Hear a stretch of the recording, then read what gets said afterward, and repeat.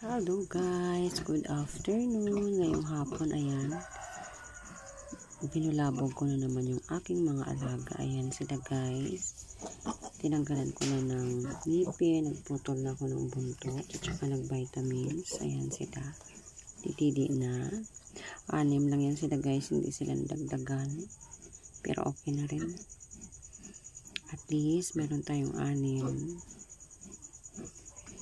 Yan, ang lulusog nila guys. Lalo sila lalaki kasi 6 lang sila. Ayan. Daming gatas ng mama nila. Hindi ko nga lang binigyan ngayon ng lactating kasi masyadong marami yung gatas. Baka manigas. Ayan.